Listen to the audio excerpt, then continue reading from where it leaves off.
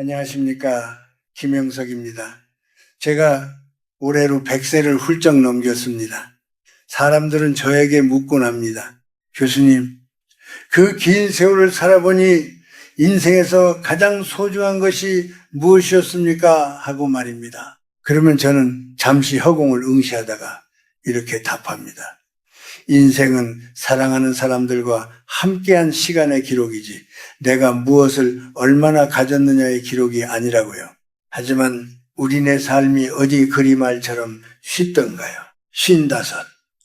누군가에게는 아직 사회의 중심에서 활발히 뛰고 있을 나이이고 누군가에게는 이제 막 노후를 걱정하며 가슴 한 구석이 서늘해지는 나이일 겁니다. 그런데 저는 오늘 여러분께 조금은 불편할 수도 있는 이야기를 건네려 합니다. 바로 유언장에 관한 이야기입니다. 아마 속으로 이렇게 생각하시는 분도 계실 겁니다. 교수님, 아직 기운이 폴폴하고 자식들도 이제 막 제압가림을 시작했는데 벌써 유언이라니요. 너무 이른 것 아닙니까? 하고 말입니다. 하지만 제가 살아보니 알겠더군요. 유언장은 죽음을 준비하는 종이 조각이 아닙니다. 오히려 남은 삶을 어떻게 더 품위 있고 아름답게 살아갈 것인가를 결정하는 인생의 가장 정직한 설계도입니다. 55. 이때가 왜 중요할까요? 한국 사회에서 55은 흔히 말하는 young old, 즉 젊은 노년으로 진입하는 문턱입니다. 지혜는 정점에 달해 있고 인생의 쓴맛 단맛을 다 보아 살이 분별이 명확할 때이죠. 하지만 동시에 육체는 우리에게 조금씩 신호를 보냅니다. 이제는 속도를 줄이고 주변을 정리하라고 말입니다. 많은 이들이 유언장을 쓰는 것을 죽음을 부르는 부정, 타는 일이라 여기며 회피합니다. 그러나 그것은 큰 착각입니다. 제가 보아온 수많은 가정이 무너지는 순간은 부모가 세상을 떠난 지가 아니라 부모가 아무런 준비 없이 떠났을 때였습니다. 평생을 화목하게 지냈던 형제들이 부모의 유산이라는 현실 앞에서 등을 돌리고 평생 쌓아온 가문의 명예가 한순간에 무너지는 광경을 저는 지난 100년의 세월 동안 너무나 많이 보아왔습니다. 사랑하는 나의 자녀들이 서로를 핥히는 싸움을 하게 만드는 것, 그것은 자식들의 잘못이기 이전에 준비하지 못한 부모의 책임이 큽니다. 유언장을 미리 쓴다는 것은 내가 가진 것을 누구에게 얼마를 주겠다는 단순한 계산이 아닙니다. 내가 세상을 떠난 뒤에도 이 집안의 화목이라는 이름의 등불이 꺼지지 않게 하겠다는 가장 적극적인 사랑의 실천입니다. 여러분, 인생의 황혼이 오기 전에 미리 마음의 짐을 내려놓으십시오. 55세 쓰는 유언장은 죽음을 기다리는 행위가 아니라 오히려 죽음이라는 그림자를 내 등 뒤로 돌려 세우고 남은 생의 빛을 온전히 바라보는 용기입니다. 내가 오늘 갑자기 세상을 떠나더라도 내 가족들이 당황하지 않고 서로의 손을 맞잡으며 나를 추억할 수 있게 만드는 것, 그것이 바로 한 집안의 어른으로서 지녀야 할 마지막 위엄이자 지혜입니다. 저와 함께 이 길을 걸어보시겠습니까? 삶의 끝을 미리 응시하는 사람만이 현재의 매 순간을 진심으로 사랑할 수 있습니다. 이제 여러분의 마음속에 담아두었던 그러나 차마 입 밖으로 내지 못했던 그 진심 어린 이야기들을 정리할 시간입니다. 이것이 바로 당신의 가문을 지키고 당신의 노후를 평안하게 만드는 첫걸음이 될 것입니다. 다음 장에서는 우리가 왜 그토록 유언장을 미뤄왔는지 그리고 그 미련이 가족들에게 어떤 상처를 남기는지에 대해 조금 더 깊은 이야기를 나누어 보겠습니다. 우리가 흔히 가족을 일컬어 천륜이라고 합니다. 하늘이 맺어준 인연이니 세상 그 무엇보다 단단하고 고귀하다는 뜻이겠죠. 하지만 참으로 안타깝게도 제가 살아온 100년의 시간 동안 그 단단한 천륜이 한순간에 모래성처럼 허물어지는 모습을 너무나 자주 보았습니다. 그 비극의 시작은 대개 부모가 남긴 물질적인 흔적, 즉 재산에서 비롯되곤 합니다. 55이라는 나이는 자녀들이 장성하여 가정을 꾸리거나 사회의 일원으로 뿌리를 내리는 시기입니다. 이때 부모는 생각합니다. 내 자식들은 착하니까 내가 없어도 서로 의지하며 잘 살겠지 하고 말입니다. 하지만 그것은 부모의 순진한 바람일 뿐입니다. 부모라는 큰 기둥이 사라진 뒤 남겨진 자식들은 각자의 처지와 형편에 따라 흔들리기 마련입니다. 누군가는 사업이 어려울 수도 있고 누군가는 자녀 교육비로 고통받고 있을지도 모릅니다. 그런 절박함 속에서 부모가 명확히 정리해두지 않은 재산은 형제간의 우애를 갉아먹는 독사과가 되고 맙니다. 한국 사회에서 재산 상속은 단순히 돈의 문제가 아닙니다. 그것은 부모의 사랑을 누가 더 많이 받았느냐는 심리적인 보상 심리와 연결됩니다. 한 부모 밑에서 자랐어도 자식들의 마음속에는 저마다의 서운함과 결핍이 숨어 있습니다. 부모가 세상을 떠난 뒤 명확한 기준 없이 남겨진 유산은 그 잠재되어 있던 서운함을 폭발시키는 기폭제가 됩니다. 형이 더 많이 가졌으니 내가 손해다. 혹은 내가 부모를 더 극진히 모셨으니 내 몫이 커야 한다며 서로의 가슴에 씻을 수 없는 상처를 남깁니다. 제가 아는 한 지인의 이야기를 해드리고 싶군요. 평생 성실하게 재산을 모아 자식들에게 부족함 없이 베풀었던 분이었습니다. 그분은 늘 자식들에게 화목을 강조했지만 정작 자신이 떠난 뒤의 일은 함구하셨습니다. 결국 그분이 돌아가신 뒤 3형제는 상속 소송을 벌이며 원수가 되었습니다. 명절이면 함께 모여 웃음꽃을 피우던 거실에는 싸늘한 침묵만 남았고 부모의 묘소에는 잡초만 무성해졌습니다. 이것이 부모가 원했던 그림이었을까요? 결코 아닐 것입니다. 그래서 저는 55에 쓰는 유언장이 가족을 지키는 방어막이 되어야 한다고 강조합니다. 유언장은 내 재산을 나누는 문서가 아니라 내 자녀들이 서로 원수가 되지 않도록 부모가 미리 그어주는 평화의 손입니다. 내가 살아보니 너희가 화목한 것이 나의 가장 큰 기쁨이었다. 그러니 내 재산은 이러이러한 원칙에 따라 나누되 이것에 대해 누구도 이의를 제기하지 말고 서로를 보듬어라 하는 부모의 명확한 육성이 담겨 있어야 합니다. 공평이라는 것은 기계적으로 똑같이 나누는 것이 아닙니다. 자식들의 형편을 가장 잘 아는 부모가 각자의 사정을 고려하여 지혜롭게 안배하는 것이 진정한 공평입니다. 그리고 그 결정의 이유를 유언장에 진정성 있게 담아내야 합니다. 큰애야, 너는 집안의 기둥으로서 고생이 많았으니 이 부분을 맡아다오. 작은애야, 너는 몸이 약해 늘 마음이 쓰였으니 이것으로 네 삶의 버팀목을 삼으렴. 이처럼 사랑이 담긴 설명이 곁들여진 유언은 자식들에게 돈이 아닌 부모의 깊은 배려로 다가갑니다. 돈 때문에 갈라진 형제는 남보다 못한 사이가 됩니다. 죽어서도 눈을 감지 못할 부모의 고통은 거기서 시작됩니다. 여러분, 자녀들에게 재산을 물려주기에 앞서 평화를 물려주십시오. 명확한 기록과 당부는 자식들의 마음속에서 자라날지 모를 탐욕과 원망의 씨앗을 미리 제거하는 길입니다. 그것이 바로 가문의 전통을 세우고 여러분이 떠난 뒤에도 자식들이 서로의 손을 놓지 않게 만드는 부모의 마지막 책무입니다. 55이라는 나이를 지나다 보면 우리는 자연스레 내 몸의 주인은 누구인가? 라는 질문을 마주하게 됩니다. 젊었을 때는 내 의지대로 무엇이든 할 수 있을 것 같았지만 세월이 흐를수록 내 의지와 상관없이 몸은 낡아가고 정신은 흐릿해질 때가 오기 마련이지요. 제가 오늘 여러분께 강조하고 싶은 유언장의 또 다른 핵심은 바로 나의 마지막 순간을 타인의 손에 맡기지 않는 위험에 관한 것입니다.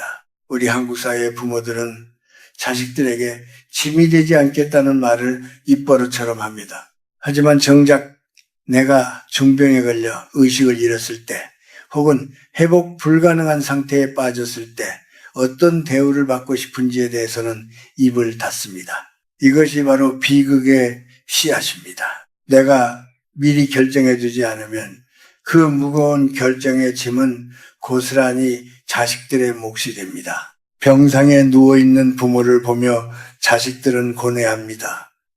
연명치료를 계속하는 것이 효도인지 아니면 평온하게 보내드리는 것이 도리인지 말입니다. 그 과정에서 자식들끼리 의견이 갈려 서로를 비난하고 평생 씻을 수 없는 죄책감을 가슴에 안고 살아가기도 합니다. 저는 여러분께 권합니다.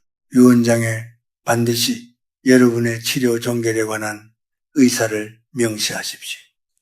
내가 만약 회복 불가능한 상태에 처한다면 무의미한 연명치료로 고통받고 싶지 않다. 나를 사랑한다면 나의 마지막 길을 평온하게 지켜달라는 이 한마디가 자식들에게는 면죄부가 되고 나에게는 인간으로서의 마지막 품격을 지키는 방패가 됩니다. 이것은 단순히 죽음을 선택하는 문제가 아니라 내가 어떻게 기억될 것인가를 선택하는 권리입니다.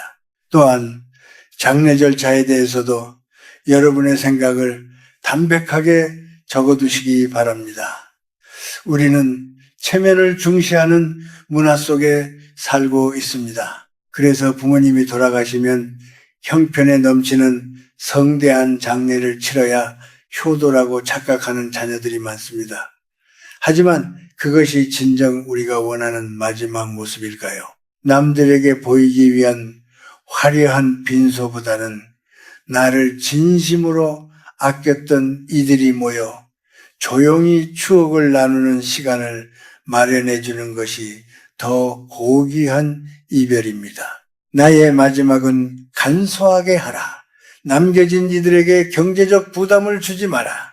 는 가르침은 자식들에게 내려주는 마지막 배려입니다. 우리는 흔히 나이가 들면 자식들에게 대접받기를 원합니다. 하지만 진정한 어른의 위엄은 대접받는 데서 오는 것이 아니라 내 뒤처리를 완벽하게 갈무리하는 데서 옵니다. 내가 입던 옷, 내가 쓰던 물건, 내가 머물던 공간을 어떻게 정리할지 미리 일러 두십시오. 유품 정리는 자식들에게는 고통스러운 과정일 수 있습니다. 쉰다서부터 조금씩 불필요한 것들을 비워내고 꼭 필요한 것들만 남겨 그것들의 주인을 미리 정해주는 것. 그것이 바로 아름다운 뒷모습을 가진 사람의 태도입니다. 자식은 부모의 소유물이 아닙니다. 또한 부모 역시 자식의 짐이 되어서는 안 됩니다. 55세 미리 작성하는 이 지침들은 여러분이 자식들의 삶에서 걸림돌이 아닌 영원한 정신적 지주로 남게 해줄 것입니다. 내가 정신이 맑을 때, 내 발로 땅을 딛고 서 있을 때 결정하십시오. 그것이 바로 내 삶의 주권을 끝까지 지키는 일이며 가족들에게 줄 수 있는 가장 성숙한 사랑의 표현입니다. 인간의 존엄성은 태어날 때뿐만 아니라 떠날 때도 빛나야 합니다. 여러분의 마지막 순간이 자식들의 눈물 섞인 다툼이 아니라 깊은 존경과 평화 속에서 이루어지기를 진심으로 바랍니다. 이제 다음 장에서는 물질과 육신을 넘어 우리가 자손들에게 남겨주어야 할 진정한 유산인 정신적 가치와 업보의 매듭을 푸는 법에 대해 말씀드리겠습니다. 55이라는 나이는 인생의 정오를 지나 오후에 햇살이 길게 드리워지는 시기입니다. 이 시기에 우리가 써내려가는 유언장에는 재산의 숫자보다 더 중요한 것이 담겨야 합니다. 그것은 바로 여러분이 한평생을 살며 길어 올린 삶의 철학과 자손들의 가슴 속에 심어주고 싶은 정신적인 씨앗입니다. 돈은 쓰면 사라지지만 부모가 남긴 말 한마디와 삶의 궤적은 대를 이어 흐르는 법입니다. 제가 살아보니 인생에서 가장 무거운 짐은 재산이 아니라 마음속에 맺힌 응어리였습니다. 55은 그 응어리를 풀기에 가장 적절한 때입니다. 유언장은 단순히 미래를 대비하는 서류가 아니라 과거에 나를 용서하고 타인과의 악연을 끊어내는 화해의 도구여야 합니다. 누군가에게 상처를 주었다면 이 글을 통해 진심 어린 사과를 남기십시오. 또한 나에게 아픔을 주었던 이들을 너그럽게 놓아주십시오. 업보라는 것은 결국 내가 쥐고 있는 마음의 끈입니다. 내가 그 끈을 놓아야 내 자식들이 그 무거운 인과를 물려받지 않고 가벼운 발걸음으로 살아갈 수 있습니다.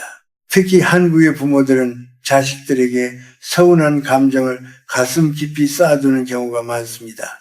효도를 받지 못했다는 원망, 내 뜻대로 자라주지 않은 것에 대한 실망감이 노년의 삶을 갉아먹기도 합니다. 하지만 여러분, 자식들이 여러분을 무시하거나 소홀히 대한다고 느껴질 때 그것을 노여움으로 갚지 마십시오. 오히려 그럴수록 여러분의 유언장에는 자애로움을 담아야 합니다. 부모가 보여주는 마지막 너그러움은 자식들의 평생을 지배하는 가장 강력한 가르침이 됩니다. 너희가 나에게 준 기쁨이 상처보다 컸다는 그 한 문장이 자식의 뒤틀린 인생을 바로잡는 기적을 일으키기도 합니다. 저는 여러분께 제안합니다. 유언장의 한 귀퉁이에 여러분이 인생에서 지켰던 가장 소중한 가치 하나를 적어보십시오. 정직이었습니까? 성실이었습니까? 아니면 이웃에 대한 봉사였습니까? 자식들이 물질적인 풍요 속에서도 길을 잃지 않게 만드는 나침반을 남겨주어야 합니다. 우리 집안은 남의 눈물 위에 성을 쌓지 않는다. 그러나 어려운 처지에 있는 사람을 보면 반드시 손을 내밀어라 같은 가르침은 그 어떤 금덩어리보다 자손들을 당당하게 만듭니다. 또한 이 시기에는 주변 물건들을 정리하는 공부가 필요합니다. 우리는 너무 많은 것을 짊어지고 삽니다. 집안 구석구석 쌓인 물건들은 사실 우리 마음의 집착을 반영합니다. 55부터는 하나씩 비워내십시오. 나에게는 소중하지만 자식들에게는 짐이 될 물건들을 미리 정리하고 꼭 전해주고 싶은 추억이 담긴 물건에는 그에 얽힌 이야기를 짧게라도 남겨두십시오. 물건이 이야기가 될 때 그것은 비로소 유산이 됩니다. 진정한 유산은 통장 잔고가 아니라 여러분이 떠난 뒤 자식들이 여러분의 이름을 떠올릴 때 지어지는 미소에 있습니다. 우리 아버지는, 우리 어머니는 참으로 따뜻하고 지혜로운 분이셨어 라는 고백이 나올 수 있다면 여러분의 인생은 대성공입니다. 유언장에 담긴 여러분의 진심 어린 고백과 당부는 자손들의 영혼에 새겨지는 가장 귀한 인장이 될 것입니다. 이제 마지막 장으로 넘어가려 합니다. 유언장을 작성함으로써 얻게 되는 진정한 자유와 비로소 시작되는 우리 인생의 가장 찬란한 황금기에 대해 이야기하며 이 대화를 마무리 짓겠습니다. 여러분의 펜 끝에 담긴 지혜가 가문의 앞날을 밝히는 등불이 되기를 기원합니다. 드디어 마지막 이야기를 나눌 시간이군요. 유언장을 다 쓰고 나면 인생이 끝날 것 같은 두려움이 드시나요? 아닙니다. 오히려 그 반대입니다. 55의 유언장을 완성하는 순간 여러분은 비로소 죽음의 공포로부터 해방되어 인생의 가장 찬란한 황금기를 맞이하게 될 것입니다. 저는 이것을 자유라고 부릅니다. 내 삶의 매듭을 내 손으로 직접 짚고 난 뒤에 찾아오는 그 홀가분함은 경험해본 사람만이 알 수 있는 축복입니다. 많은 사람이 노년의 삶을 저물어가는 해에 비유하며 쓸쓸해합니다. 하지만 준비된 노년은 결코 쓸쓸하지 않습니다. 유언장을 통해 가족 간의 분쟁을 막고 나의 존엄을 지킬 방법을 정해두었으며 자손들에게 전할 정신적 유산까지 정리했다면 이제 여러분 앞에는 오직 나 자신을 위한 오롯한 시간이 남게 됩니다. 죽음에 대한 준비가 끝난 사람은 역설적으로 현재의 매 순간을 가장 정열적으로 살아갈 수 있습니다. 내일 세상을 떠나도 후회가 없도록 오늘 마주하는 밥상에 감사하고 곁에 있는 사람의 손을 한 번 더 따뜻하게 잡아줄 수 있는 여유가 생기기 때문입니다. 55 이후의 삶은 보너스로 주어진 시간이 아닙니다. 인생이라는 긴 마라톤에서 가장 아름다운 경치를 감상하며 천천히 걷는 구간입니다. 이때 가장 경계해야 할 것은 자식에 대한 지나친 집착과 내 과거에 대한 후회입니다.